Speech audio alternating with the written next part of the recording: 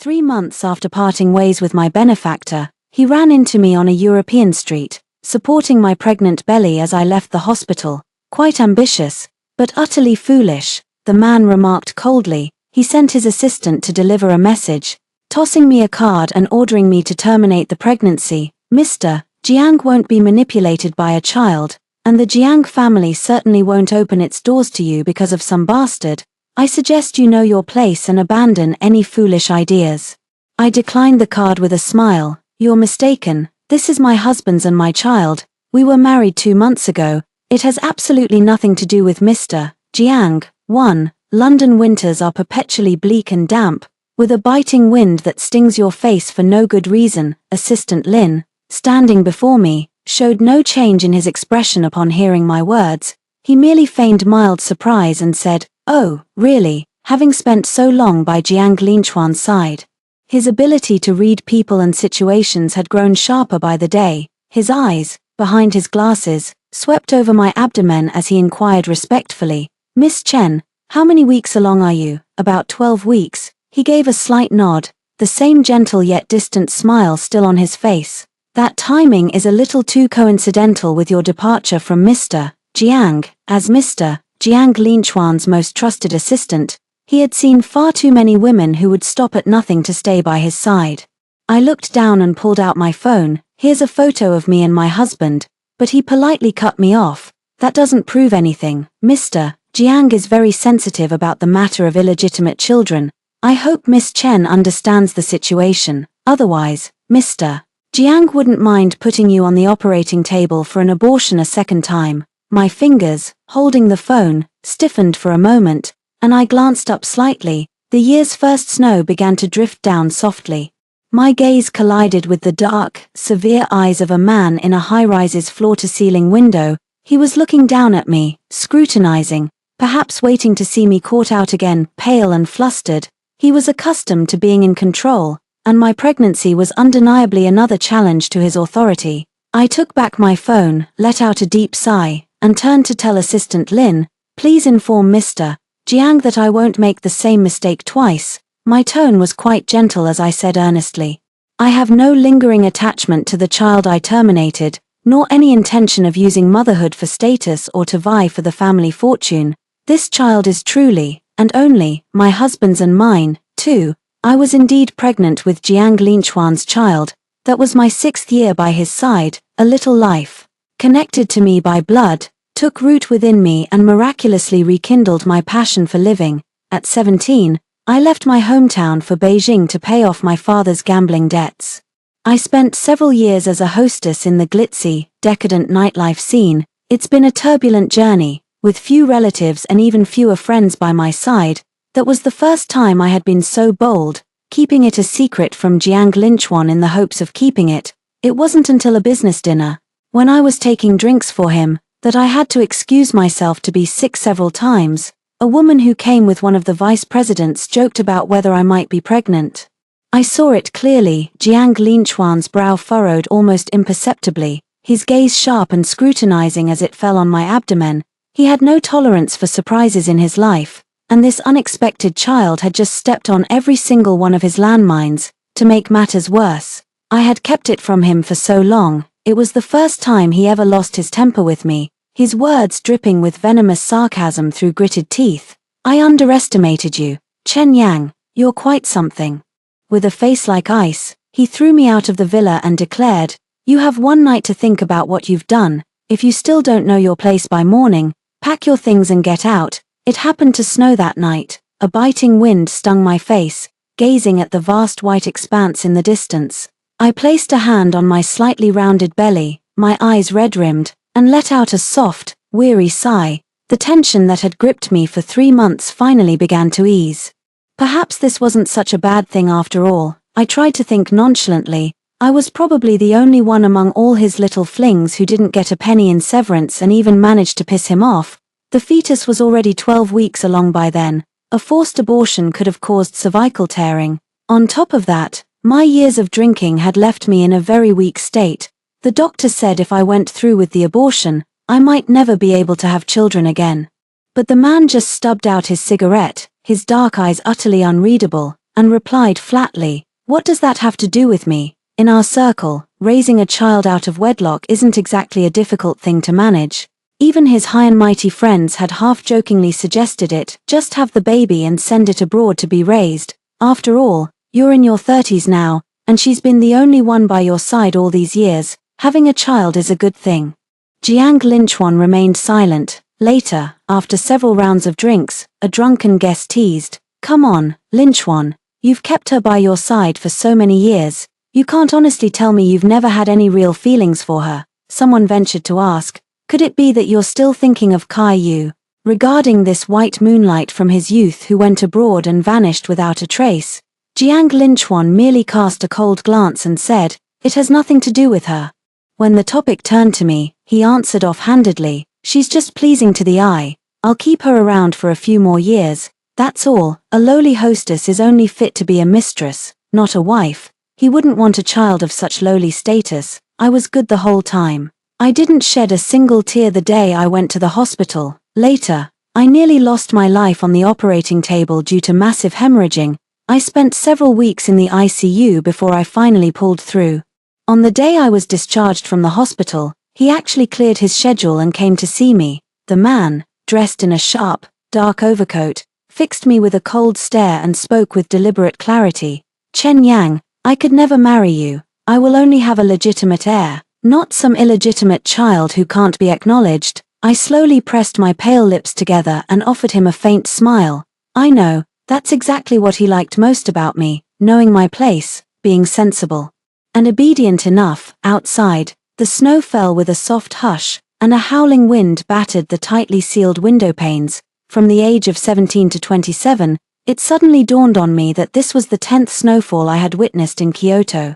A woman's most beautiful years were spent here as well. Perhaps because I apologized sincerely and had just brushed with death, he decided to let it go. The private hospital room was warmed by the heater. The man's cold, severe expression gradually softened as he picked up an apple and began to peel it. "I had my assistant pick out some bags and jewelry for you. They'll be delivered to you in a while." I watched quietly as the apple peel spiraled down in one long, continuous ribbon. The stinging wetness welled up in my eyes, but I fought hard to hold it back. A dusting of snow still clung to the man's long lashes. His expression was cool and focused, his movements meticulous. "You'll only be with me for these few years. Once I enter into my arranged marriage, I'll naturally let you go." He brought a slice of apple to my lips, his voice uncharacteristically soft as he coaxed, "Chen Yang, be good for me. I'll treat you well, I promise." 3. True to his word, he never mistreated me.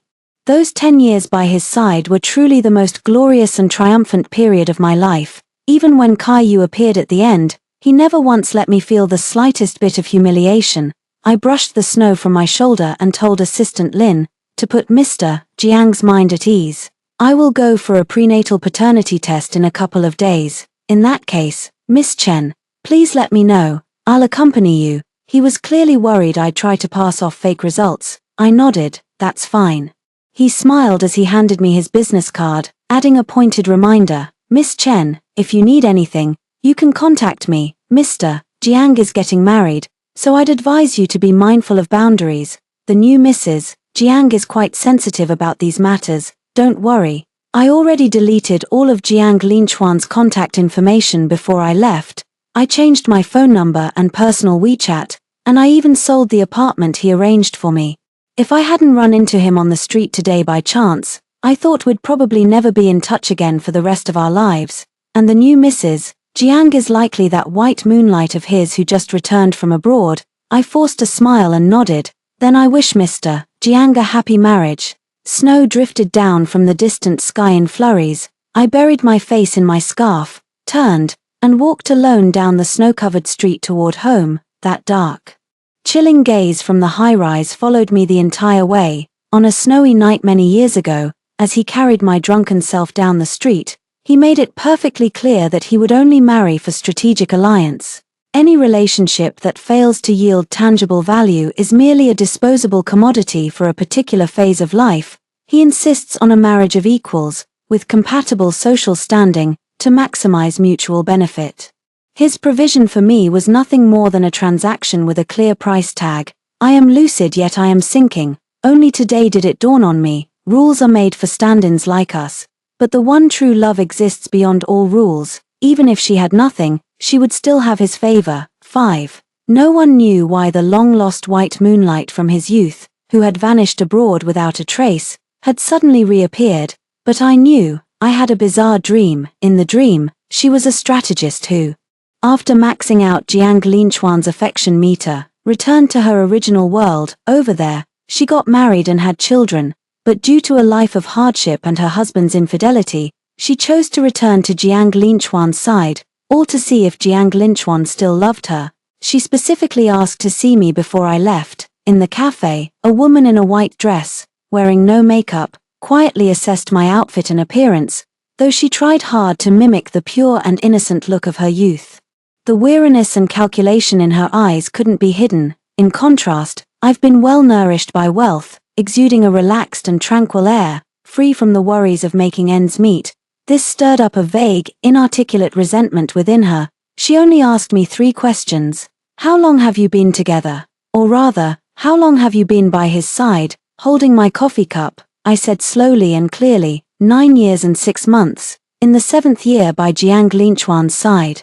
We had a 6-month period of no contact. Some said he was entering an arranged marriage, others whispered he had found a more convincing lookalike. Just when I thought our relationship was about to be severed for good, one day, out of the blue, Assistant Lin reached out to me. After a night of passionate intimacy, he tacitly allowed me to claim the most important place by his side, leaving me as the only one there. The woman before me wore a displeased look in her eyes. She didn't want to hear such a clear-cut timeline, but I managed a slight upward twitch of my lips, feigning nonchalance. Has it been that long? Did you two do it? That was her second question. I was taken aback for a moment. She quickly realized herself how absurd the question sounded. It was a whole decade. After all, and Jiang Linchuan was a man with normal desires, it was impossible for him not to have felt any longing. But I didn't mind telling her what she wanted to hear. For the first 5 years, I didn't. Jiang Linchuan had truly waited for her. As if finally understanding her place in Jiang Linchuan's heart, she let out a sigh of relief. Her smile grew more genuine as she chided him with a hint of reproach. I see, so, I came back too late. She then asked her final question. Do you kiss when you do it? Kisses and caresses should be reserved for a lover. She desperately needed this point to be proven. In the stagnant air, her gaze was fixed intently on the shifting expressions on my face. For a fleeting moment, my mind went blank, and I answered quickly, no. The tension in her fingertips suddenly melted away, and all her anxiety and worry receded like a tide. In its place was the flippant, self-satisfied air of a victor. All right, I understand now. Thank you for taking care of Linchuan all these years. She finally offered a gracious smile, assuming the air of the rightful partner. Her tone laced with affectionate complaint. He's rather aloof and not the most considerate. I'm afraid he's put you through quite a bit. I didn't deny it, simply giving a soft amham in response. Having long anticipated this day, I didn't feel much emotional turbulence. I've seen too many infatuated girls in the nightlife scene who thought that sticking around long enough would earn them a proper title. It always ends in a messy breakup, with the official wife coming to issue a warning. I think, for a shadow replacement who can't see the light of day, I've been lucky enough. However, I did lie to her a little. Jiang Linchuan had no aversion to kissing, especially for those moods that could be soothed with a single kiss. He wouldn't waste time or energy dwelling on them. Occasionally, when sated, he would also hold me and plant absent-minded pecks. Truth be told, it wasn't exactly heartfelt, yet these moments, tinged with a certain warmth, always give me the illusion that he and I are just an ordinary couple. You see, it's always these utterly mundane little things that move a woman, making her willingly sink into it all in the end. Even I am not immune to this. 6. Winter nights always fall so quickly. When I got home, the nanny, with a mysterious look on her face, served me a small plate of truffle and mushroom pasta. She said it was a new recipe she was trying out and was hoping for my approval. I was taken aback for a moment. After a pause, I smiled apologetically and pushed the plate away. I'm not really a fan of pasta. My husband is away on a business trip, attending a training program in another country. Worried I wouldn't take good care of myself, he hired a cook for me. Feeling a bit embarrassed for not having figured out my tastes yet, the cook said she would make me something else. In the silent living room, a bright moon hung high outside the window, the crisp yet rich aroma of black truffle wafted up, pulling my memories insistently back to the past. Back then, in the recklessness of youth, I would go all day and all night. Once my strength was spent, hunger would always follow. That was the first time I stayed over at his place. It was a huge villa, yet there was hardly any convenience food stocked. In my early years, all my time was spent figuring out how to please the boss and earn more tips. I'd just grab a quick bite for dinner, never learned to cook, let alone use all those fancy gadgets in his kitchen. I could only rummage through the cupboard for some bread, then hide on the sofa and gnaw away at it. Perhaps Jiang Linchuan was in a good mood that night. Seeing my pitiful, starving state, he actually turned and headed for the kitchen. I waited, growing drowsy, when I groggily opened my eyes. All I could see was the dim, amber glow of the living room. An elegant yet languid man, wearing loungewear identical to mine, stepped toward me through the play of light and shadow. With his long, graceful fingers, he slid a plate of pasta toward me, his voice teasing, "Try it." Many times after that, whenever I saw truffles, I would think of that particular bowl of pasta. These small moments, time and again, pulled me back into that tender yet merciless web. I dug my nails into my own palm. If you want to completely detach yourself, you must stop touching anything related to memory. 7. On Monday, I took a sample of my husband's hair, sealed it in a clear plastic bag, and tucked it into my handbag. When I arrived at the hospital, I saw not only Assistant Lin, but also Kai Yu. Compared to her plain appearance that day, she now carried herself with much more elegance and luxury. She was carrying the latest designer handbag, and her heavy makeup smoothed over any imperfections on her face. Even the weariness in her eyes had completely vanished. Money truly is the best nourishment for a woman. I paused my steps and gave a slight nod. "Miss Kai." She didn't respond. The arrogance and displeasure on her face were barely concealed as her eyes swept back and forth over my abdomen. The atmosphere grew tense. Assistant Lin said respectfully, "Our madam was concerned and came to see for herself. If Miss Chen has nothing to hide, I'm sure she won't mind." I clenched my fingers and smiled. "Of course, Madam has also prepared a hair sample from Mr. Jiang. Testing both together will be more credible." He was very thorough. I had no objections and handed over the transparent bag. 8. Stepping out of the hospital after the blood draw, I found the snow had stopped and the sky had cleared. The glaring sunlight reflected off a sleek, understated black luxury sedan. A man leaned against the car door, his profile sharp and severe. A cigarette was poised between his slender fingers.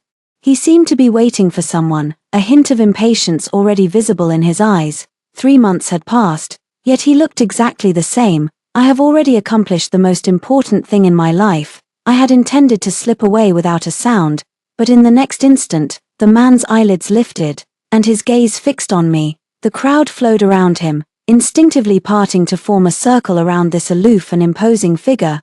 I had no choice but to meet his gaze, offering a polite smile. "Mr.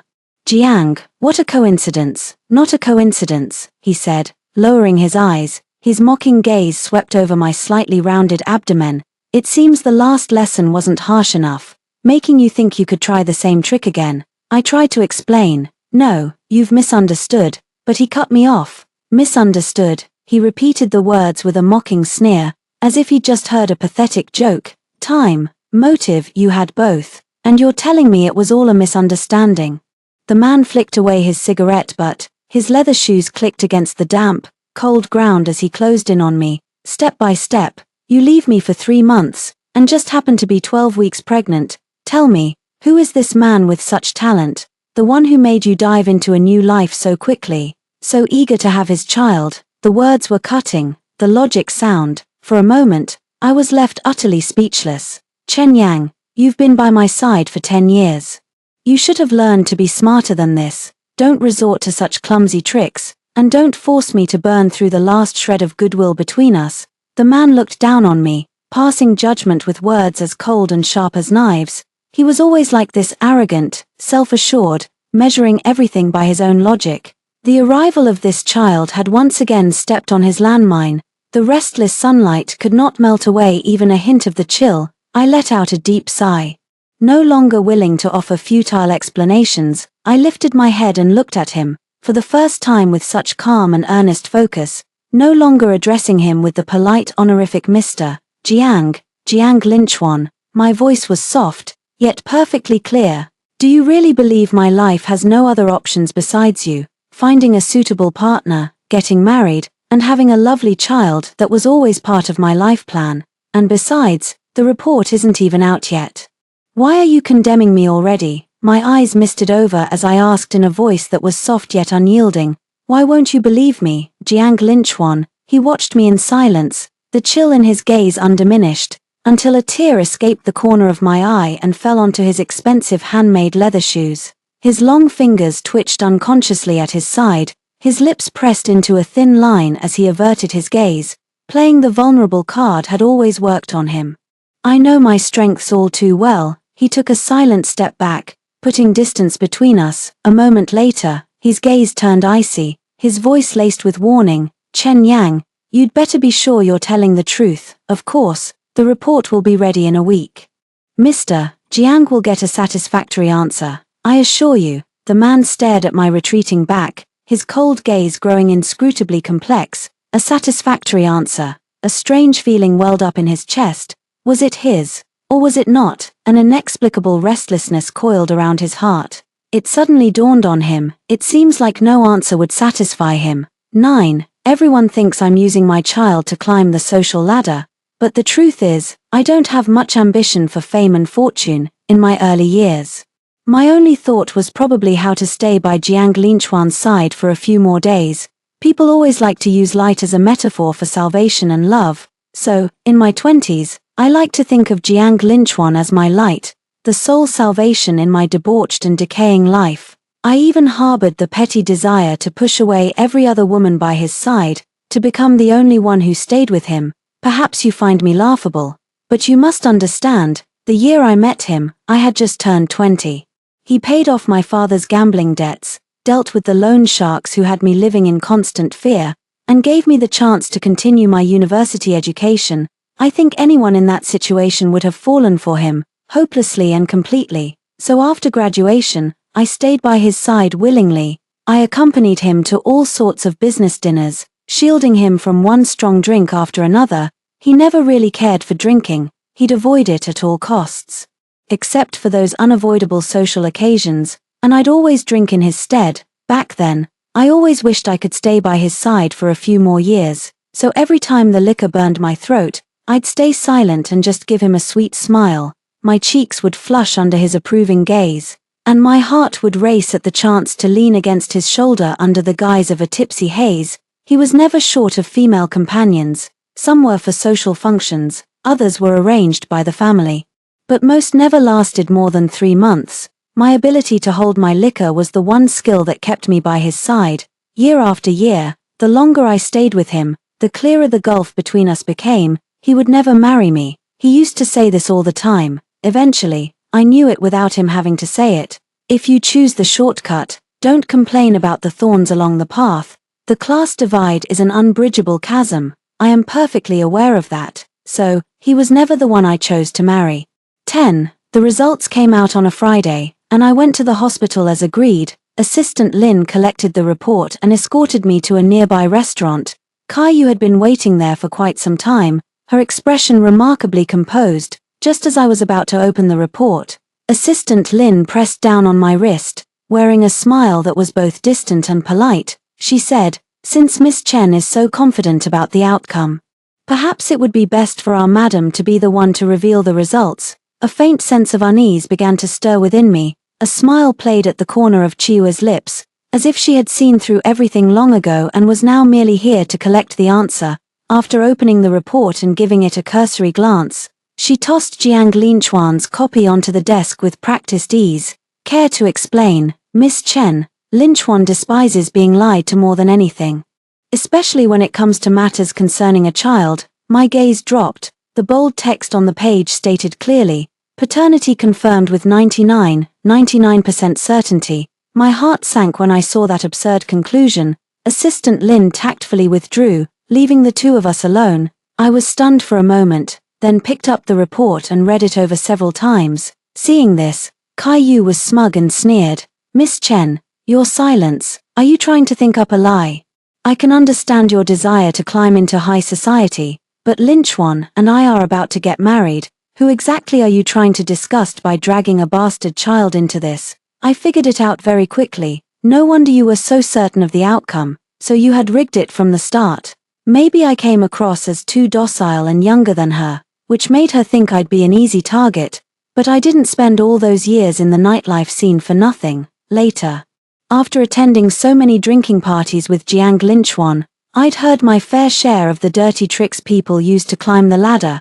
Every sample from that day passed through her and assistant Lin's hands. Even a fool could tell something was off. I tossed the report in front of her and said with pity, Caillou, you're truly afraid of me. The smile on her face froze. I leaned closer to her and chuckled with understanding. You know perfectly well this child isn't Jiang Linchuan's.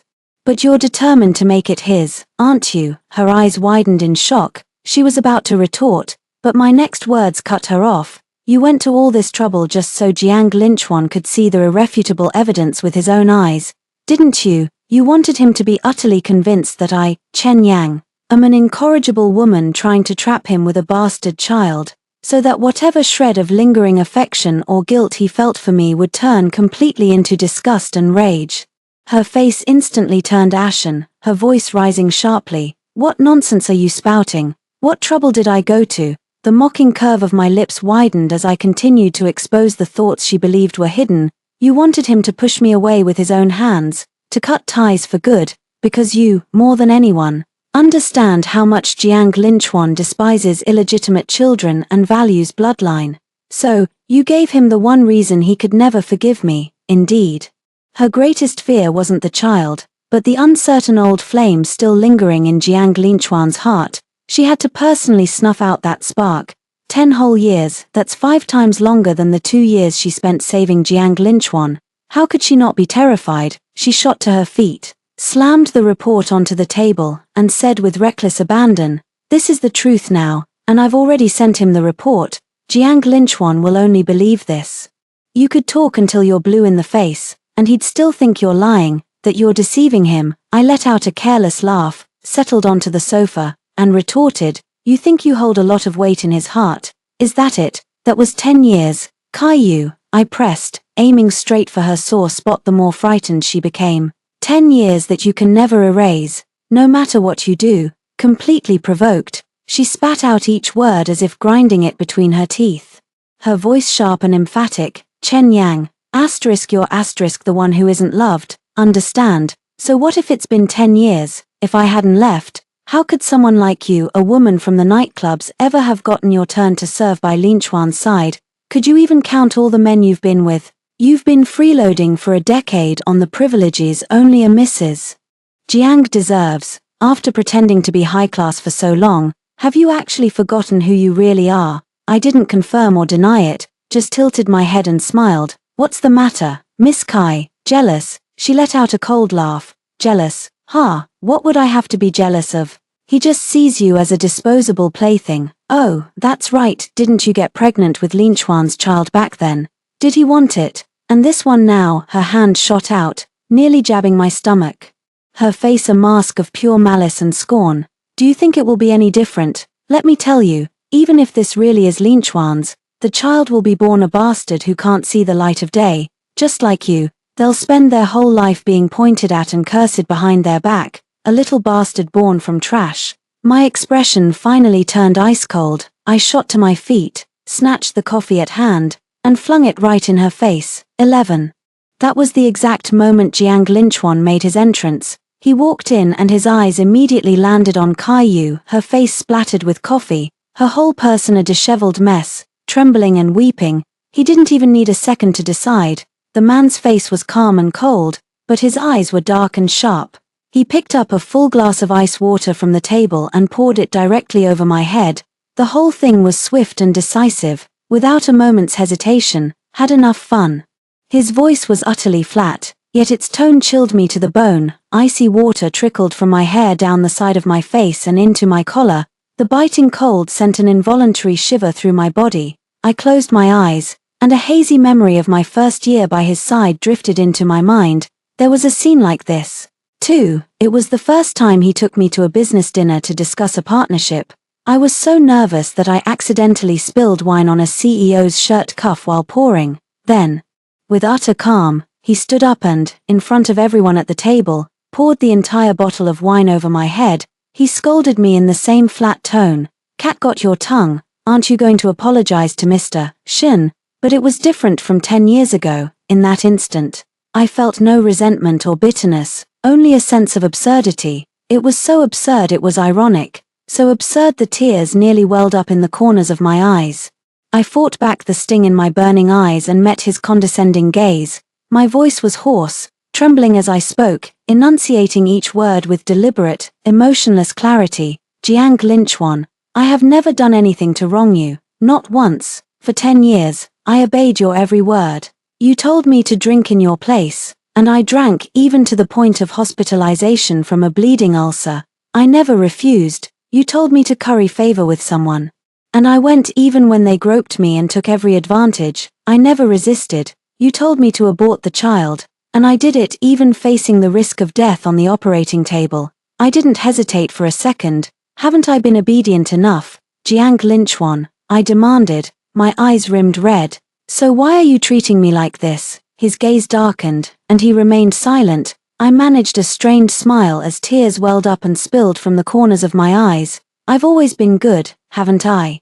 I never caused you any trouble. When we broke up, I made it clean, no demands for compensation, no leaving the door open to contact you. I even genuinely wished for your happiness." A heavy lump formed in my throat, choking off my words. I simply stared at him with a stubborn, almost desperate intensity, as if pleading for an answer. "But why would you do this to me, Jiang Linchuan? In all these years, I've rarely cried in front of him, very rarely." His dark pupils fixed on me, his Adam's apple bobbing faintly. Scalding tears welled from the corners of my eyes and fell to the ground. It felt like a blow straight to his chest, so searing it made his very heart tremble. His fingers, hanging limply at his sides, unconsciously clenched into fists. Just moments ago, he had lifted the glass of ice water with such ease, yet now his arm felt leaden, as if weighed down by 1,000 pounds, making even the simple act of raising it a struggle.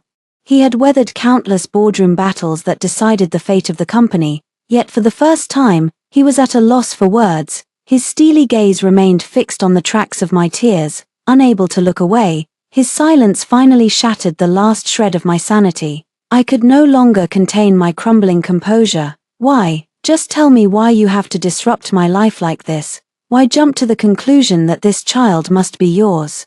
Why push me into a corner where I can't even prove my own innocence?" He blurted out abruptly. "Because we slept together that night. Beside us." Caillou covered her face, her expression one of utter disbelief. She probably never imagined, on the night her flight landed. Yet Jiang Linchuan's body was still entwined with mine. Her face instantly went pale, and she rushed over to demand an explanation from Jiang Linchuan. But Jiang Linchuan shook her off with disgust.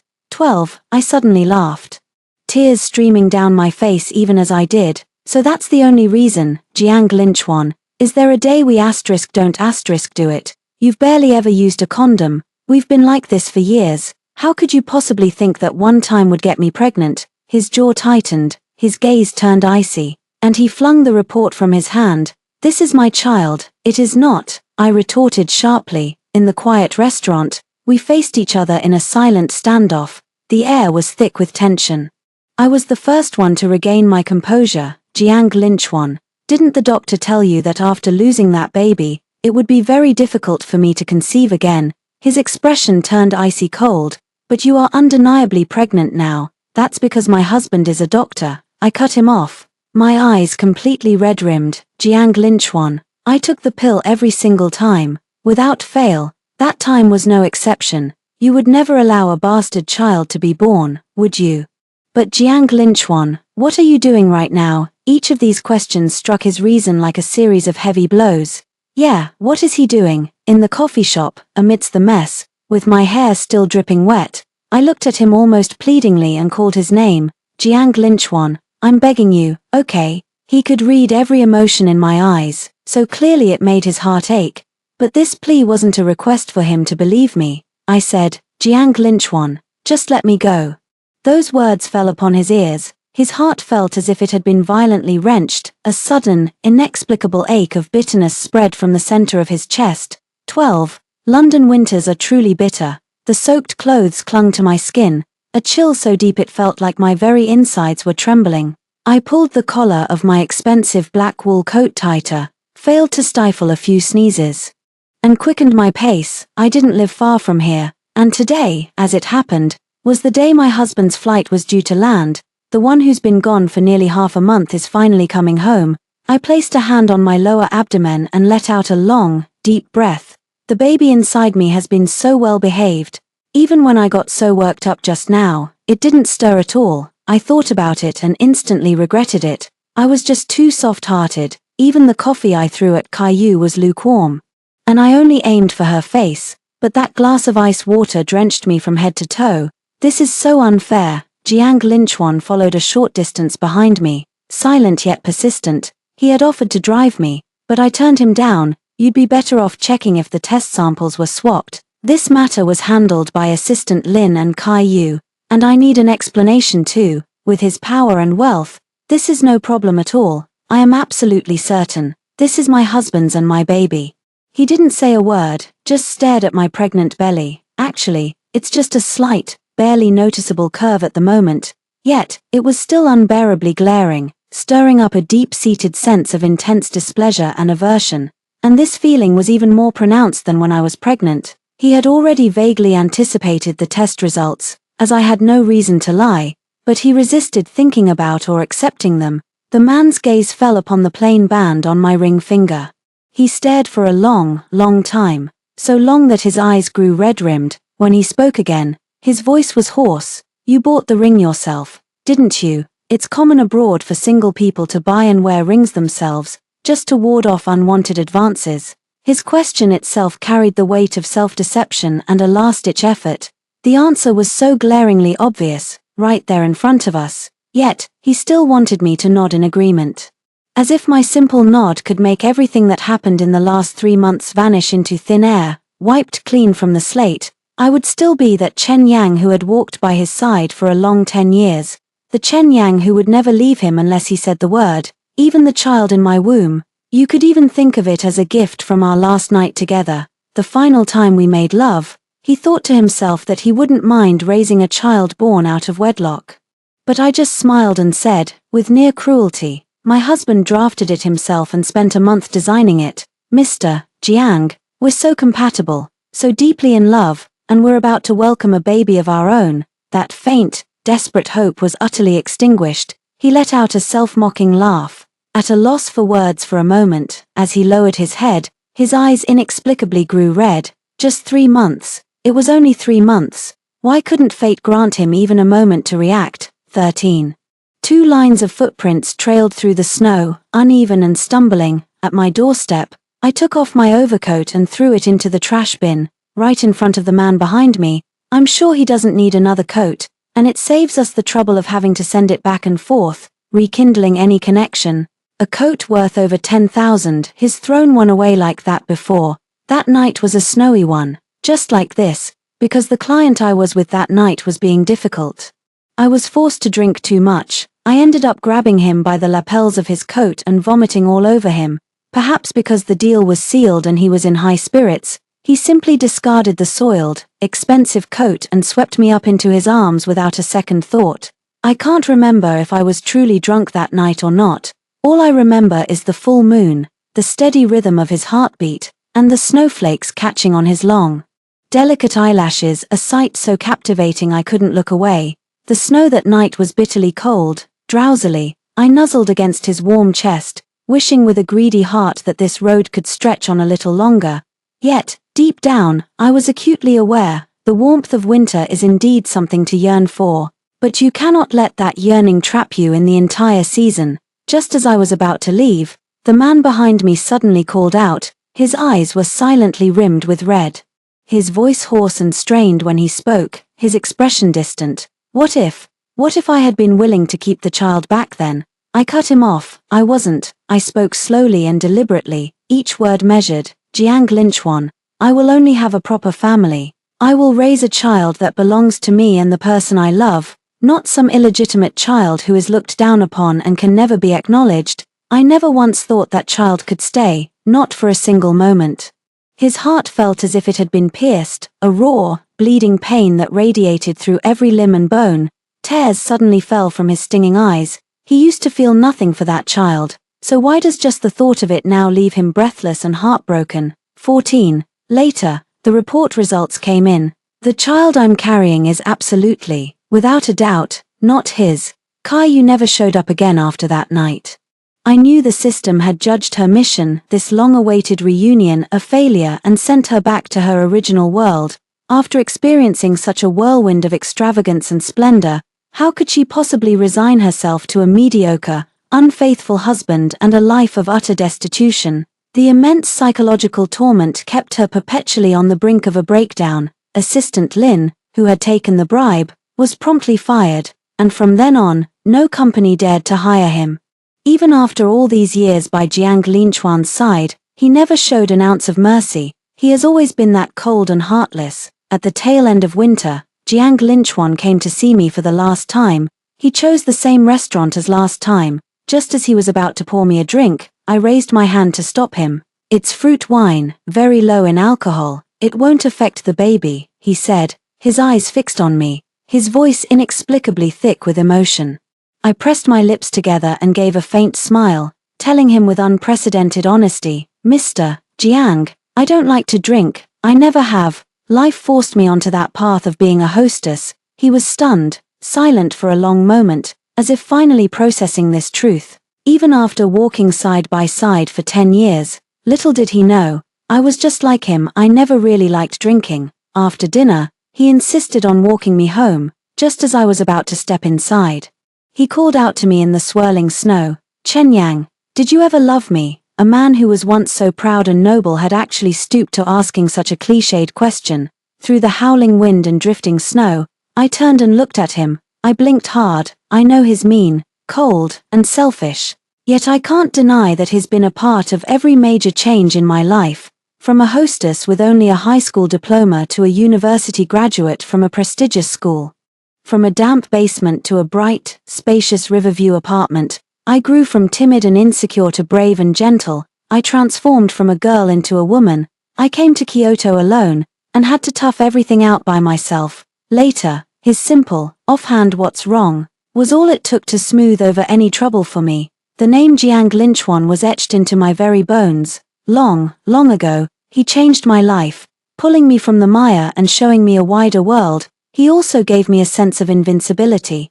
I knew that merely uttering his name would shield me from any bully, yet, he also taught me my most painful lesson, that a love like a moth to a flame is doomed from the start. At 20, I clichédly likened him to the light that saved me. Now, at 30, standing here, I would still say the same. Jiang Linchuan was the beam of light that changed my life, but I know better now that light was never meant to be my home. So, when his first love returned, I stepped aside without a second thought.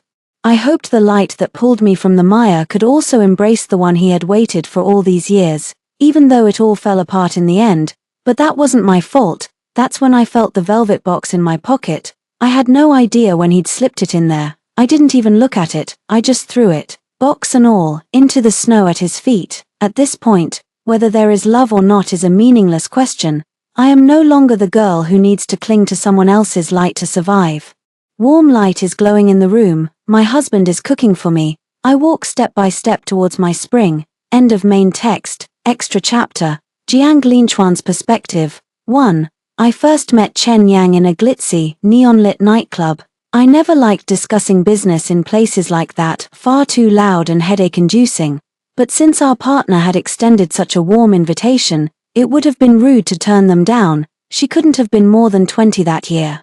Yet she was already a seasoned veteran of the nightlife scene, dressed in the most revealing dress, with exquisite makeup. She effortlessly charmed the guests. Her face was stunningly beautiful, yet her eyes were a pair of soft, almond-shaped ones, and dimples would appear when she smiled. That was the first time in years I had thought of Caillou, two people worlds apart.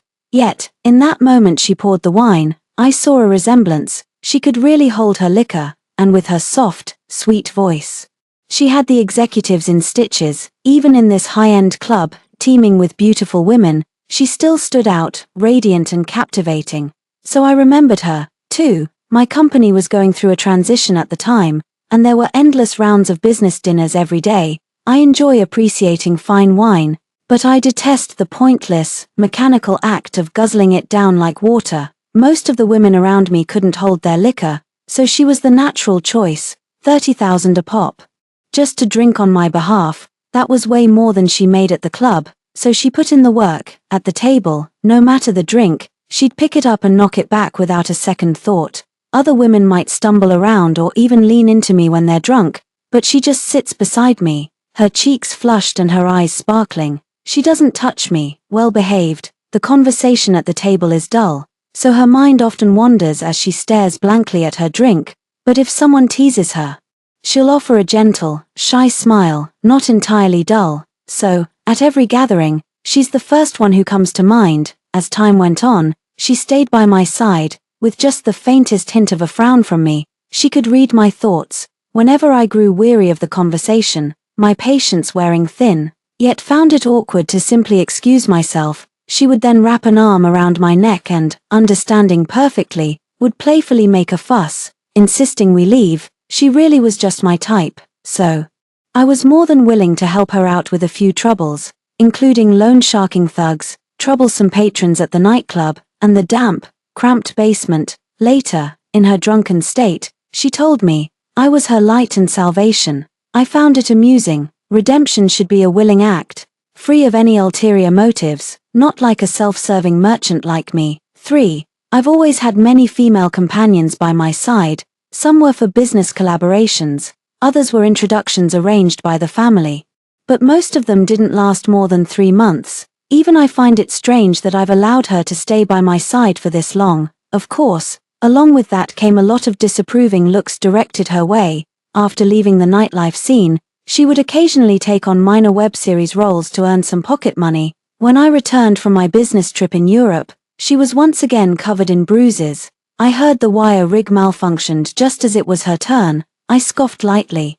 To be set up so many times in a single month, both openly and behind the scenes, she's quite the stoic one, coming to attend to me despite her injuries. She kept biting her lip, stifling any moans. I lost interest after just a short while. I lit a cigarette instead and told her to accompany me to a dinner party tomorrow. She had only ever accompanied me to drinking parties, so those people naturally saw her as a plaything at their beck and call. It wasn't until she entered that exclusive, high society dinner on my arm as my date that their unsavory intentions gradually subsided.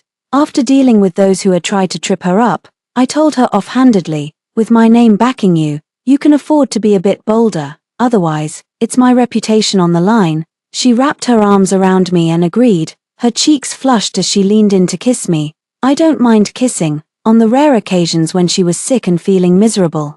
I was even willing to hold her in my arms and give her a kiss. It started with tentative, fleeting pecks, but I soon grew to prefer deep, consuming kisses. I'd steal her last breath, watching tears well in her almond-shaped eyes and a flush of crimson tremble across her cheeks. Left with no choice but to cling to my neck, she'd whimper her pleas with the most vulnerable, pleading look. 4. I had taken it for granted that she belonged in my territory, that she was mine, so when I first saw her kissing the male lead in that low-budget web series, a subtle sense of displeasure welled up inside me. I was reluctant to admit that what I felt was jealousy. I just can't stand it, the thought of my things carrying someone else's scent. In my view, possessiveness is an instinct hardwired into the male psyche, not an expression of affection. She probably sensed I was upset, so she never took on any intimate scenes after that. She was always very good about that. She was obedient and well-behaved from start to finish. The only time she ever defied me was over that one thing, the child she unexpectedly conceived and intended to keep. It never even crossed my mind that she could be so bold.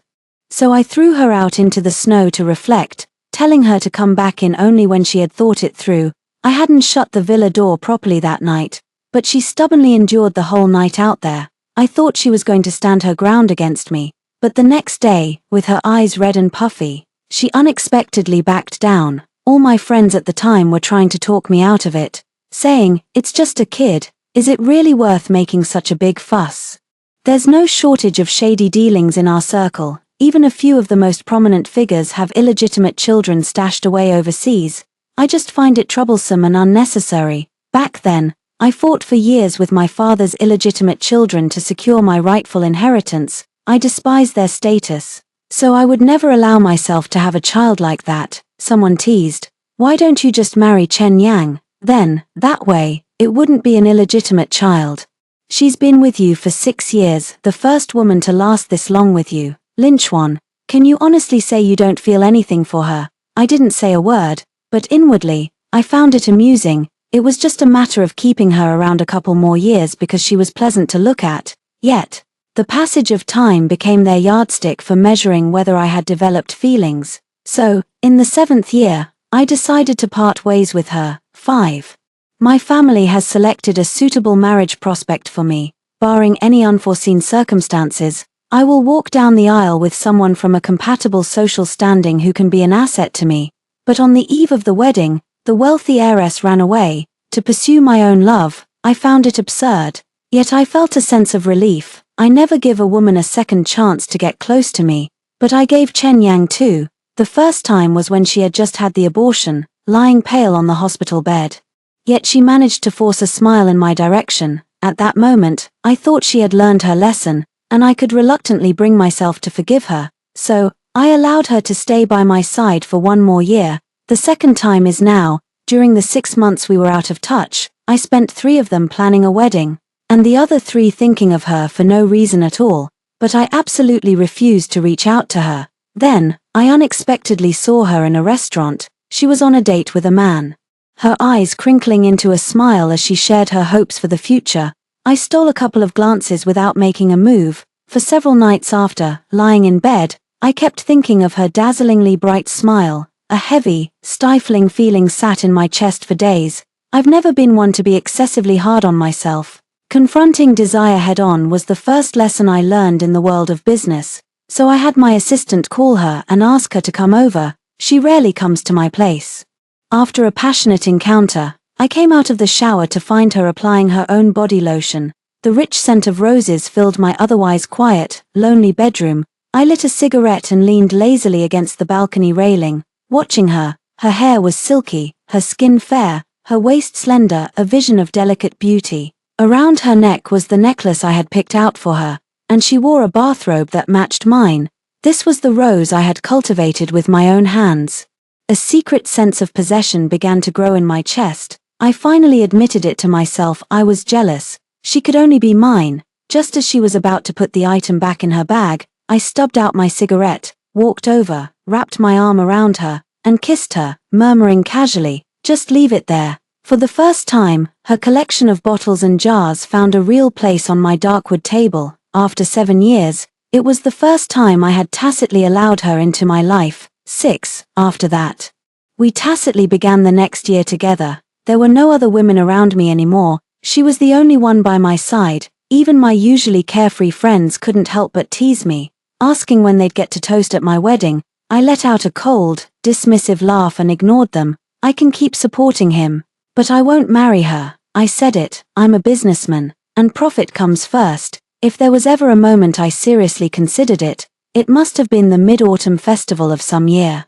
At exactly midnight, I reached out and found the other side of the bed empty. I got up and searched around, only to find her in the living room downstairs, nibbling on a piece of bread. She seemed a little embarrassed at being caught, and asked if I wanted some too. It's hard to describe how I felt at that moment. It was a mix of amusement and helplessness, and the usual mask of icy indifference I wore seemed to thaw a little.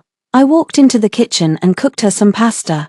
The last time I cooked was back when I was studying abroad. Even after all this time, my hands felt a bit rusty, but I was pleased with the final result. The living room was spacious and quiet, a stark contrast to the bustling traffic outside. The soft glow of the wall lamp fell upon her hair, tracing the line of her long, pale neck and hinting at the faint love bite on her chest. Suddenly, fireworks erupted outside. She looked up, her eyes smiling, and said to me, "Happy Mid-Autumn Festival, Mr. Jiang." It was at this very moment, The thought suddenly struck me that maybe this wouldn't be such a bad way to live. 7. Yet, our relationship never progressed beyond its 10th year. A girl who was nearly fading from my memory has returned. Everyone says she was my first love, my purest memory. I don't deny it. During the 2 loneliest years of high school, it was she who stayed by my side, giving me the strength to carry on. The night I saw Chen Yang off was the very same night Caillou's flight touched down. That's when it hit me. She had been by my side for 10 years. Whatever she asked for, I knew I would have agreed, yet she managed a faint smile. Even as tears kept falling, her heart clearly breaking, she told me, "I don't want anything. I only wish for Mr. Jiang to find genuine, lasting happiness." If I'd heard such a foolish story at a drinking party, I would have scoffed and made a few mocking remarks.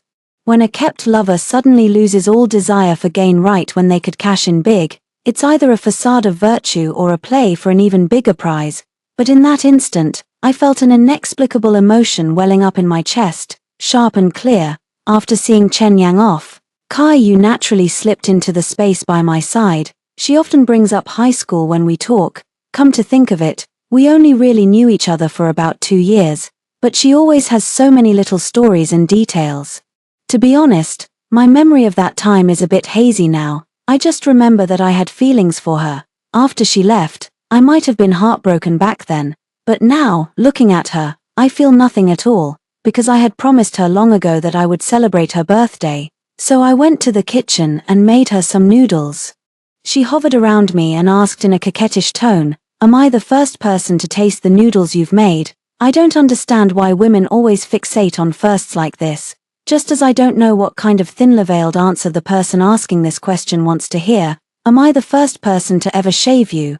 Am I the first person you've ever let into your bedroom? Am I the first person to ever sit in your passenger seat? No, actually.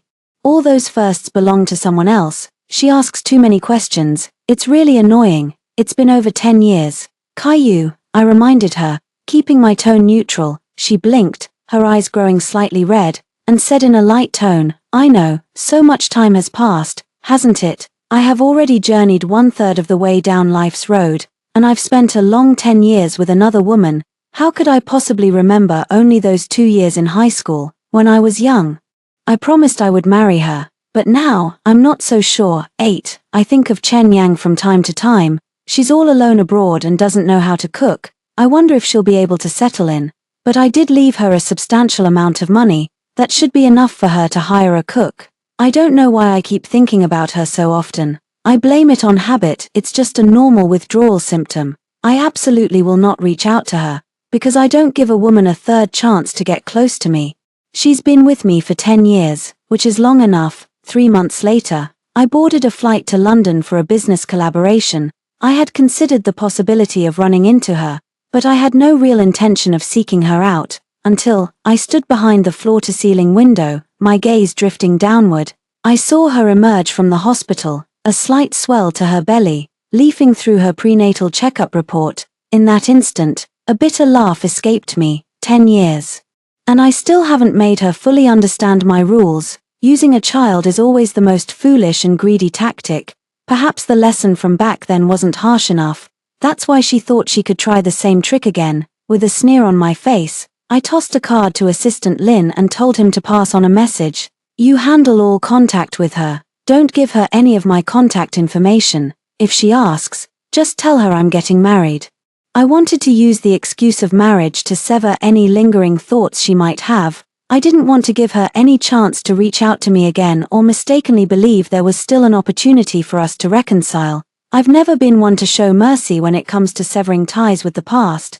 I stood by the window, watching London's first snowfall of the year, and watching her reaction.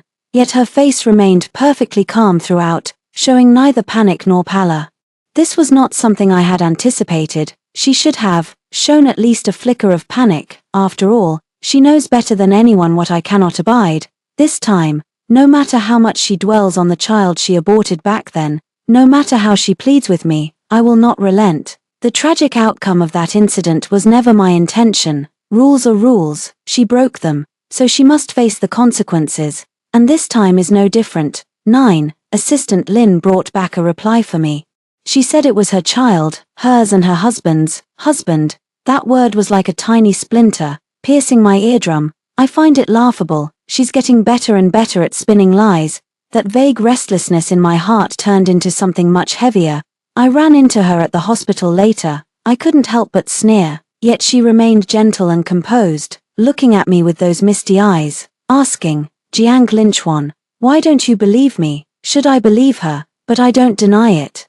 I gave in the moment I saw her tears. I could wait for the test results to come back, then nail her to the wall with them, leaving her no room for excuses, because I was absolutely certain the child was mine. The last time we had sex that night, I didn't use a condom. Exhausted, she slept in past 10. After meeting with Kai Yu, she rushed off to catch her flight. Judging by both the timing and the circumstances, it was only natural for me to assume the child was mine.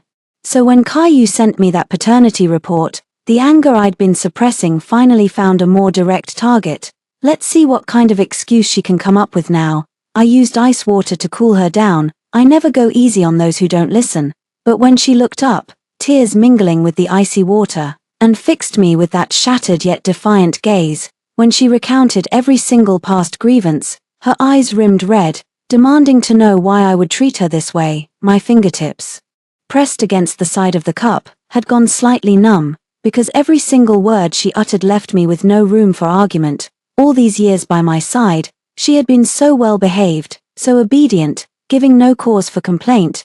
The only time she ever stepped out of line was when she secretly got pregnant. The tremor in her voice snapped me back to my senses. A strange, almost guilty feeling flashed through me. She asked me, "This whole thing could have been settled with a simple evaluation report. Why did you have to push her into a corner where she can't even defend herself?" My gaze fell on her soaked hair and pale face, and it felt like 1,000 tiny needles were piercing my chest, making it hard to breathe. I rarely give people a second chance, but I'm always making an exception for her. 10. I switched assistants and had him bring me the second paternity test report. He said in a tone of relief and delight, "Mr. Jiang, the child isn't yours." He waited for my reply, but all he saw was my stunned, motionless figure. He tentatively placed the report in my hands. Outside the window was London's grey, overcast sky. I stared at those bold words over and over, my knuckles turning white from gripping the report so tightly. It wasn't mine. The realization felt like a chill in the air. An absolute, icy silence closed in on me from all sides. So, she was gone for 3 months, got married in a hurry, and is now carrying another man's child. An indescribable taste spread through my mouth, bitter, absurd, and laced with a sharp, stinging pain. So, she really could turn away just like that, to walk into a life without me, even to bring forth a new life that has nothing to do with me. Then what do my anger, my suspicion, and all that inexplicable restlessness and loss of control over these past few days even amount to? A complete and utter, one-sided farce. I suddenly remembered the child I had once asked to abort, that was my own child. A sudden, heavy, sharp pang of pain shot through my chest. My hand holding the cigarette trembled slightly. I've always considered myself a very calm person, and I began to sort through my thoughts from that moment. Why didn't I take it back then? Was it too much trouble? Was it against the rules? Was it because you thought she wasn't qualified? Or were you so certain that you'd only ever have a legitimate heir in the future? I was already making waves in the business world by the age of 20, and I've rarely made a wrong call, but in this matter, I actually felt a pang of regret. All my thoughts were thrown into disarray by the report in front of me. She was already carrying another man's child. She was so fiercely protective of another man's child. The stark contrast, the sheer disparity, it left a lump in my throat, choking me. It finally dawned on me. I think I've lost her. It wasn't 3 months ago, when she left me and flew to a foreign land. It was at some earlier moment, when I ordered her to get an abortion. 11, under the pretext of an apology. We met for the last time. I chose that restaurant where the unpleasantness had occurred, deliberately picking a table by the window. Outside the window was London's typical overcast sky, a dull, oppressive grey that felt suffocating. Her pregnancy was evident. And she looked radiant. She gently stopped my hand as I tried to pour her a drink. "It's just fruit wine, very low in alcohol." I tried to sound casual, as if offering an explanation, or perhaps making a feeble justification for those past 10 years, but she simply told me she didn't like to drink. That was an answer I never expected. My voice was hoarse as I wanted to ask her why she hadn't told me sooner, but then I remembered, it was by sharing these drinks, one after another, that she stayed by my side, and these were never choices she was allowed to make. While she was in the restroom, I slipped the ring I'd bought at auction for a small fortune into her coat pocket. I figured it was the least I could do for her. I barely tasted a thing during that meal. When it was over, I insisted on walking her home. The snow began to fall again, not heavily, but in a fine, dense mist that dampened our shoulders. We walked in silence along the same path I had once followed her. This time, I knew, it was the end of our 10 years. That question, the one that had lingered in my heart for so long, the one I thought I would never dare ask, so cliched and yet so devastating, finally escaped my lips. Chen Yang, did you ever love me? The moment the words left my mouth, I regretted them. This isn't like me, it's so pathetic, so humiliating, yet I couldn't tear my eyes away from her, my heart hanging in the air. She didn't answer right away. And the brief silence stretched on for what felt like an eternity. I watched, helpless, as she fished the velvet box from her pocket. Without even a glance, she tossed it back without hesitation, right into the snow at my feet, clean, decisive, without a trace of lingering attachment. The answer is self-evident. I never understood why people would use something as cliché as a red rose to describe an unrequited love. It wasn't until I stood on that snow-covered street, watching a man buy the red roses, my eyes stung, my knuckles white. I hurled the ring box with all my strength. I thought to myself, I would probably never have a child in this lifetime. The end. Story 2. The most regretful thing I've ever done in my life was pushing Jiang Huaishu away during the car accident and putting myself in front of the danger. As a result, I lost one of my legs and became a disabled person in the eyes of others. Then, his white moonlight came back. And he said he was going to marry her. He said that she was pregnant, and the young mistress of the Jiang family couldn't be a disabled person. Feeling disheartened, I turned around and left. In the end, he said he regretted it, but I couldn't remember him anymore. He could only watch helplessly as I fell in love with someone else. Hello, everyone. Welcome to my channel. Subscribe us to read wonderful novels every day. Now the story begins. My name is Reborn. When I fell in love with Jiang Huaishu, he was still an unknown wage earner. For his sake, I quit my stable and high-paying job and accompanied him to start a business. During those days, we slept in a dark and damp basement together and ate boxed lunches that cost only 7 yuan each. In short, we endured all the hardships one could imagine. Hard work pays off. 4 years later, he succeeded. Overnight, Jiang Huaishu became a new upstart in Li City. And there were a continuous stream of people coming to curry favor with him.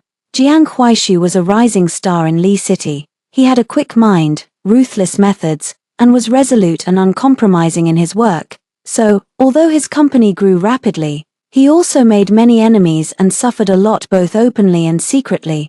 That car accident happened in such a context. Lying in the hospital bed, I stared blankly with my eyes wide open, looking at the remaining half of my right leg with a vacant gaze.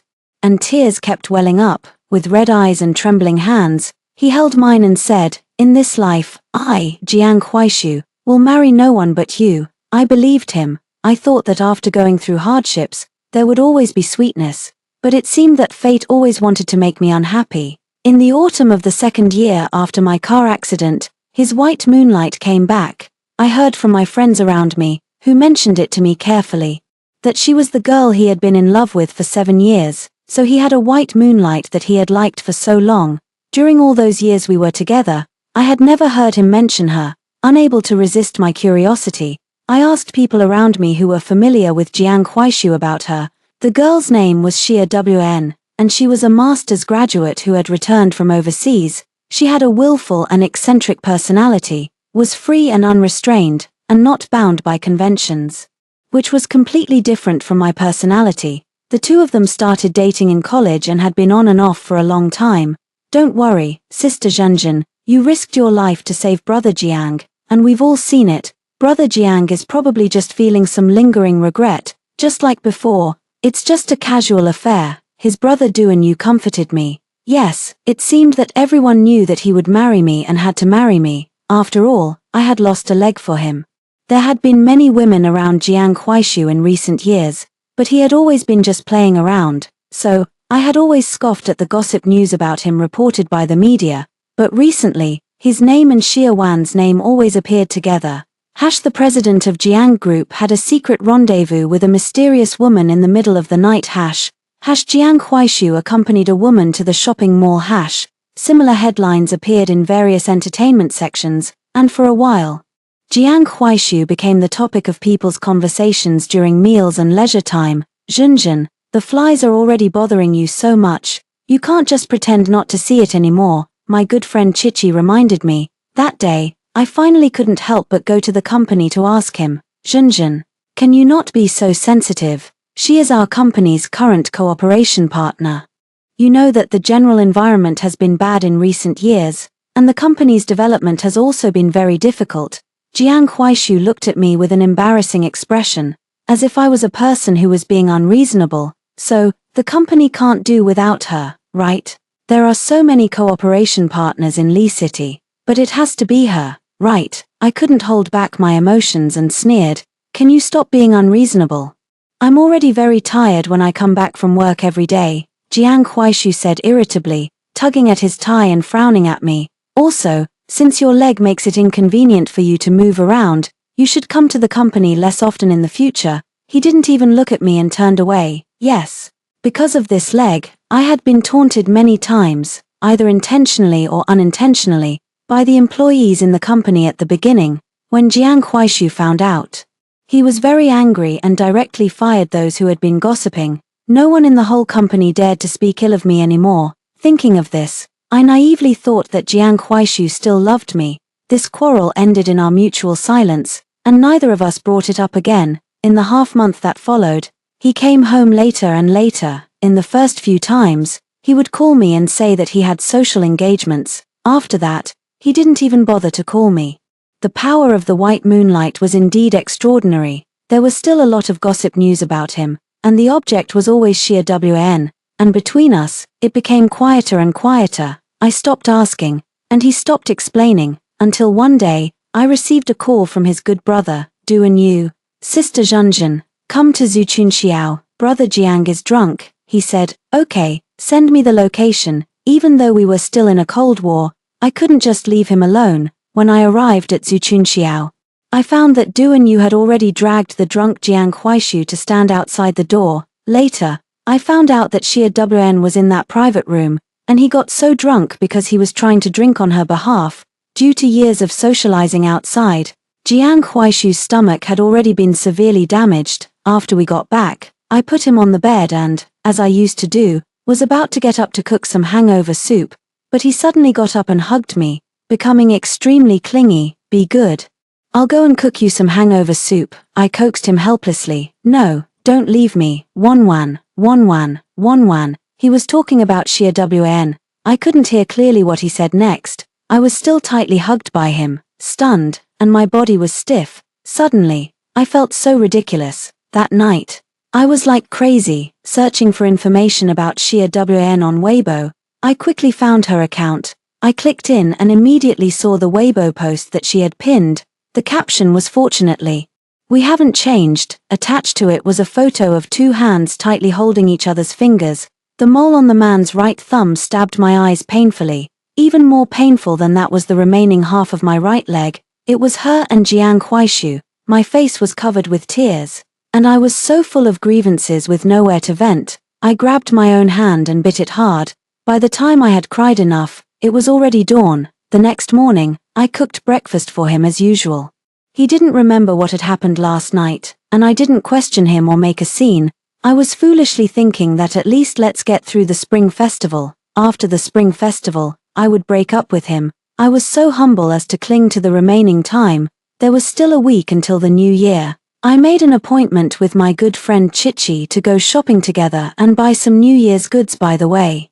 Although the housekeeper was in charge of preparing these New Year's goods, this time I wanted to have a good New Year. Unexpectedly, what greeted me was a kidnapping case. What do you want? I was controlled by them and stuffed into a car. My head was covered, and my body was shaking uncontrollably. Miss Wan, don't be afraid. We've heard that you have a very good relationship with President Jiang.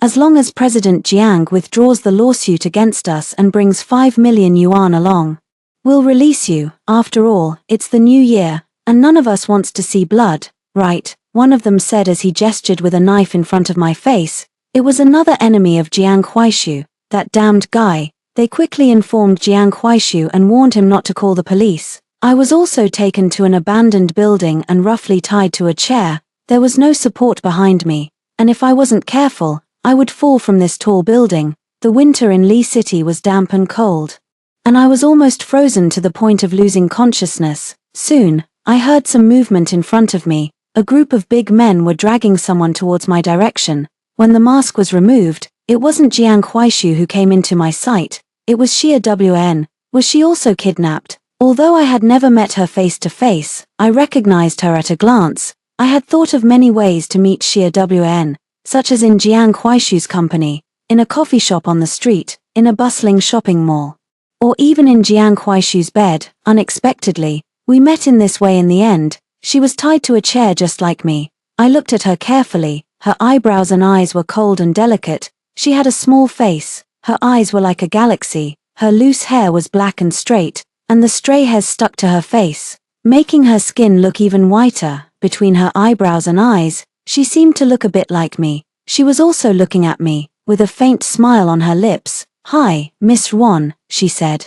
What kind of situation was this? She still had the mood to greet me. It seemed that she wasn't nervous at all. Seeing that I didn't answer, as if she could see my doubts, she continued to say calmly, "Let's make a bet." "What's the bet?" I began to be curious about what she was up to. "Bet that he will choose me." About half an hour later, I saw Jiang Huaishu being brought in by them. "I've brought the money, and I've also withdrawn the lawsuit. Let them go."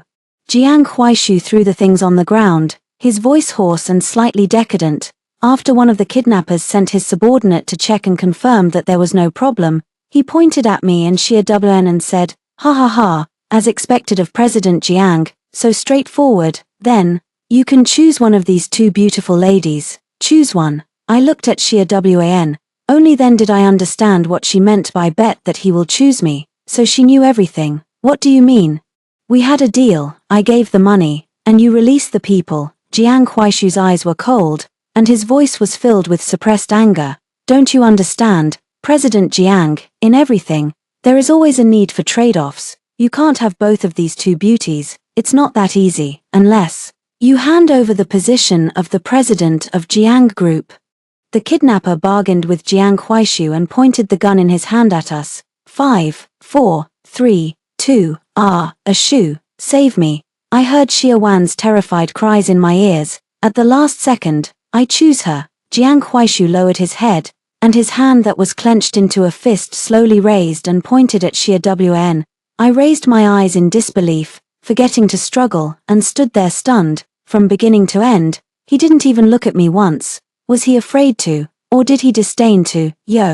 It seems that President Jiang can always surprise people. Ha ha ha, okay, let Miss Xia go. After Xia Wn was untied, she threw herself into Jiang Huaishu's arms, hugged him tightly, and sobbed, "A shoe, I'm scared, I'm afraid I'll never see you again." I instinctively looked at her expression. She was being held, her hand around his neck, but her pair of dark eyes were looking straight at me, as if proudly declaring her sovereignty. What a touching scene. I was just abandoned like this. At this moment, it was as if an invisible big hand was wantonly squeezing my heart, making me feel so painful that I couldn't breathe.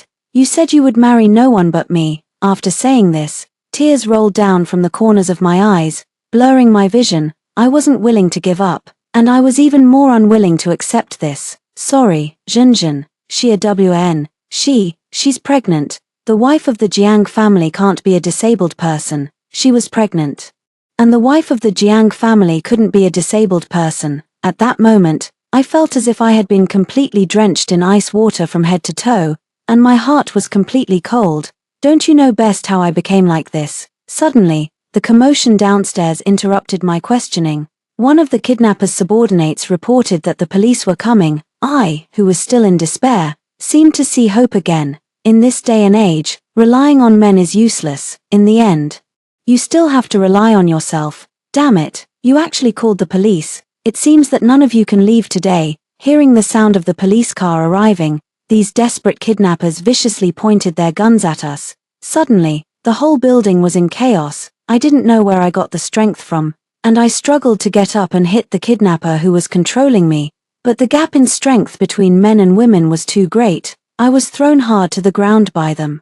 And the pain made my whole body tremble. Cold sweat dripped down from my forehead. You bitch, since you want to die, I'll grant your wish. As he said this, he directly kicked me in the stomach. I didn't know whether I should praise myself for the remarkable effect of my weight loss in recent years or consider myself extremely unlucky. With that kick, he directly kicked me off the 5th floor. At that moment, I heard Jiang Huaishu shouting my name heart-rendingly. That scumbag. Who was he pretending for? In the moment of falling, I felt that time and everything around me was slowed down. The time I spent with Jiang Huaishu flashed through my mind like a movie, and finally became more and more blurred. The next second, I fell heavily to the ground. It was so tragic. I didn't die immediately. The pain of being smashed to pieces spread throughout my body, and blood flowed out continuously, spreading into a river on the asphalt ground. The pungent smell of blood filled the air, but I couldn't move or shout. I could only silently endure this pain. This heart-rending pain made me forget the grief I had just felt. It turned out that getting injured could really relieve the pain in my heart. I felt my heart gradually becoming numb and cold, until there was no warmth left at all. Won Junjun, are you really going to die like this? For a scumbag man, you lost a leg and now you're even sacrificing your life. Who was scolding me? It was so piercing and vicious, but the voice was so familiar. When I opened my eyes, the beeping sound of the medical equipment was in my ears. Enduring the pain all over my body, I propped myself up on my arms and lifted my body from the hospital bed. There was no one in the whole ward. What had happened? Why was I here? For a moment, I didn't even know whether I was in the underworld or still alive. You little rascal, you're finally awake. The door of the ward was pushed open, and a man walked in holding a bouquet of flowers, which were my favorite sunflowers. Are you, Brother Xiao Duo? I couldn't recognize him for a moment. What, after being apart for these few years, you ungrateful girl have forgotten me already? He put the flowers into the vase by the window and looked at me, pretending to be angry, with such a sharp tongue. It must be him. I don't have many relatives in this world. Since I can remember, I have been living in an orphanage. Xiao Duo is the brother I stubbornly and forcefully recognized in the orphanage, because he was the most powerful child in fights at that time, and by following him, I wouldn't be bullied. Later, he was taken away by a wealthy couple, and there has been no news of him since then. I only remember that I cried terribly that day. I didn't know if it was because I was sad about losing a brother or worried that no one would protect me anymore. How did you? Before I could finish my question, he directly thrust the badge on his chest in front of my eyes. TSK TSK TSK, you fell from upstairs and must have knocked your head silly. I'm your attending doctor, Won Junjun. I saved your life. So, from now on, without my permission, don't harm yourself again. Xiao Duo gently held my hand and said to me seriously, what do you mean by harming myself? Brother Xiao Duo, how on earth did I end up like this? I tried my best to recall, but to no avail.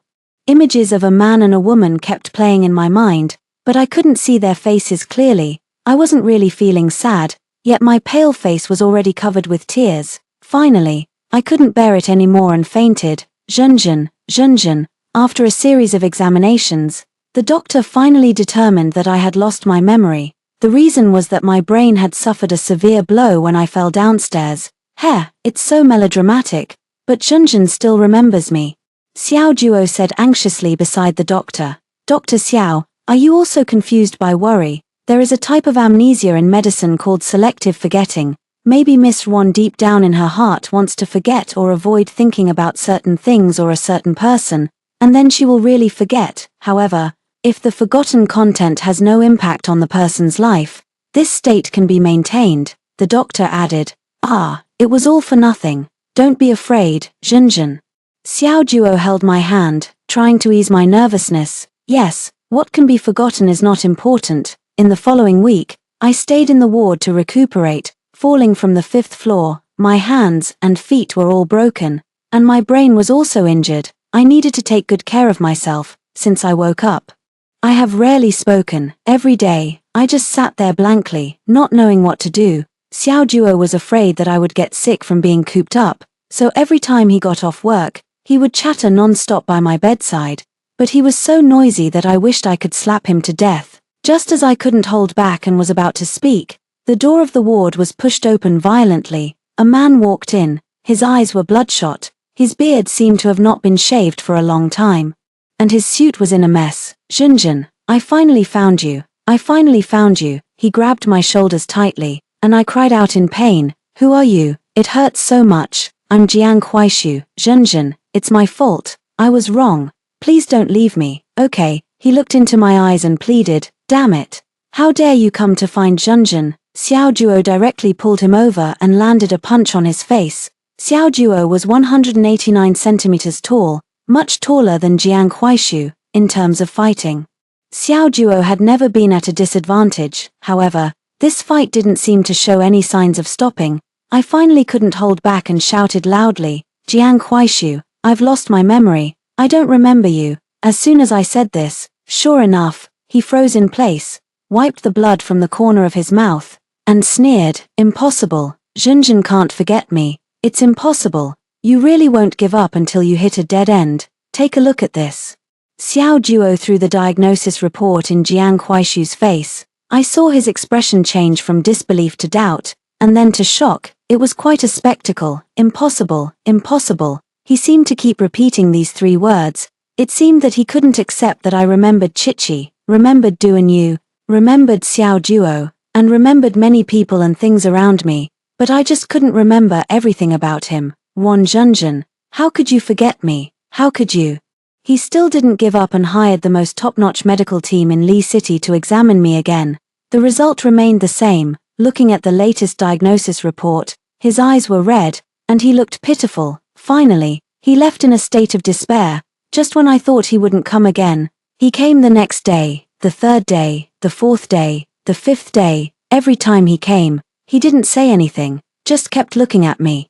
I felt so uncomfortable being stared at that I finally couldn't help but let him in. He was overjoyed and sat by the bedside, nervously rubbing his hands. I don't know why, but he seemed like a headless fly to me. He said he wanted to tell me a story. In the end, that girl was kicked downstairs.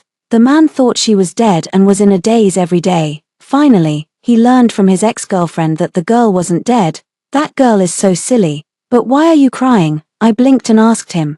That girl is you, Jiang Huaishu said, looking at me with red eyes. I was suddenly jolted out of the story. Me, I was the girl in the story that he couldn't forget. Seeing Jiang Huaishu in such a state of grief, I actually felt a bit of satisfaction. Indeed. The best way to defeat the white moonlight is to die a more painful death than the white moonlight and then not actually die. So, you're the reason this leg was amputated. I suddenly raised my voice. Seeing Jiang Huaishu's silence and helplessness, I directly slapped him. What a scumbag, Junjun. I don't expect your forgiveness, but can you give me another chance? I can't live without you. I will definitely find someone to cure you, Jiang Huaishu said humbly. Fine. Then go to the entrance of the hospital and kneel there for a whole night, I said to him expressionlessly. Coincidentally, it rained heavily that night. He just knelt there, motionless, as a result. Everyone in the circle knew that the prestigious president of the Jiang group was kneeling at the entrance of the hospital, begging for my, Wan Junjun's, forgiveness. Some people were just watching the drama, some thought he deserved it, and some people sent me messages asking me to forgive him. Are you really going to forgive him? Xiao Juo beside me handed me an orange and asked tentatively. Forgive him? I was once able to love someone wholeheartedly. And now I can hate someone by any means necessary. He doesn't deserve my forgiveness. I don't know when Jiang Huaishu left, after being drenched in the rain all night. He must not have felt good. The next morning, after having breakfast, Xiao Juo was going to wheel me out to get some sun. Unfortunately, the door of the ward was pushed open with a loud noise again. Sigh, poor door. She looked down at me haughtily. First, she took a good look at my sorry state, and then she cursed me viciously. Ruan Junjun, you bitch. Why haven't you died yet? She must be Jiang Huaishu's white moonlight. Xia WN. I didn't expect that the high and mighty white moonlight would one day end up being despised. I looked at Xiao Juo beside me with a helpless expression, and he looked at me in the same way. He indicated with a helpless look that he couldn't hit a woman, seeing that she was ignored. This further enraged Xia Wn. I don't know where she took out a fruit knife from and turned to rush towards me. Zhenzhen, the expected pain didn't come. I opened my eyes and saw Jiang Huaishu. I don't know where he came from, but he stood in front of me. Sorry, a shoe. I didn't mean to, a shoe. Xia Wn dropped the fruit knife tremblingly, her eyes unfocused, and she looked around in a panic. She looked like a madwoman. After Xia Wn was taken away, Jiang Huaishu stood weakly in front of my hospital bed. His lips were chapped, and his face had an abnormal redness. He must have had a fever. Sorry, Zhenzhen, I'm tired. You can leave. Also, don't come again in the future. Our relationship is already over, isn't it? I directly interrupted him. After watching that farce, I was physically and mentally exhausted and had no mood to go out anymore. Zhenzhen, it doesn't matter if you've forgotten. I still remember. And I won't give up. Jiang Huaishu left these words and turned to leave. The next day, Xiao Juo brought the news that Xia Wn had been arrested and imprisoned for attempted murder. I didn't care what happened after that. In the following half-month, except for my good friend Chichi visiting me from time to time, the ward returned to its former peace. It snowed on the winter solstice, and my body had recovered a great deal. I could walk around on my own. I stood by the window looking at the snowy scenery and heard the sound of the ward door being pushed open behind me. Brother Xiao Juo, you're here. I turned around and smiled. It wasn't Xiao Juo, but Jiang Huaishu. I immediately put away the smile on my face and said distantly, "Why are you here?" I saw the light in his eyes flash and then go out suddenly. Then he smiled gently and said, "Zhenzhen, today is the winter solstice. I made dumplings with my own hands. They are your favorite corn and shrimp filling." Regardless of whether I responded or not, he opened the thermal box and continued talking to himself. "You used to love the dumplings I made the most. When you recover, I'll take you to Jushan to see the snowy scenery." "Okay, you love snow the most. There's a lot of snow this year, and it will definitely be very beautiful." He was immersed in his own fantasies, as if we still loved each other as before. "Sorry, I don't remember, and I don't want to remember either," I said to him directly. Slap. The lid of the thermal box was accidentally knocked to the ground by him. He bent down in a hurry to pick it up. "Oops, I came at a bad time. I didn't interrupt you, Mr. Jiang, did I?" "Zhenzhen, these are freshly cooked chestnuts. Take them quickly." Xiao Juo's appearance broke the awkward situation just now. He looked at the dumplings in Jiang Huaishu's hand, twitched the corners of his mouth, and then said to Jiang Huaishu unceremoniously, "You shouldn't kidnap Zhenzhen with your memories. Without you, her life will only be more wonderful. Zhenzhen, please don't leave me." Jiang Huaishu stood there like a child who had made a mistake, fidgety and uneasy. Seeing my intimate behavior with Xiao Juo, he hesitated to speak and finally didn't say anything. When he left, he seemed to muster up the courage, looked up at me, and tried to smile at me, but tears suddenly fell down. "Zhenzhen, am I really going to lose you forever?" I looked out the window and smiled. I'm too familiar with the feeling of loss. It really hurts, so much so that even after the wound heals, it will flare up and torture me again and again in the silent night. That feeling is unbearable. "So, Jiang Huaishu, I lied to you. I recovered my memory a week ago. You should also taste the pain I've endured. The cold winter is finally coming to an end. What are you going to do next?" Xiao Juo put away his usual carefree attitude and asked me seriously. "My body is almost fully recovered, and I want to go out and take a look around. Aren't I taking you out for a walk every day?" Xiao Juo looked innocent. "I mean leaving Li City and going to see the outside world. How can that be? What if something happens to you when you're alone? A girl traveling alone without anyone to take care of her is not okay." "No, I'm going to go with you." Xiao Juo immediately became agitated. I glanced at him, and he immediately became obedient. He knew he couldn't persuade me.